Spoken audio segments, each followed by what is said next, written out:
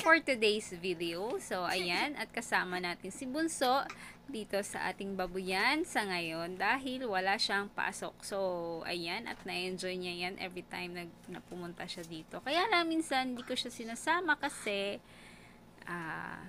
hindi ko siya maalagaan, hindi ko siya ma-monitor pag marami siya tayong nakaschedule na gagawin. Pero, sa ngayon, medyo wala tayong masyadong kakaibang schedule. So, sinama ko siya at our kind of bonding na rin naman.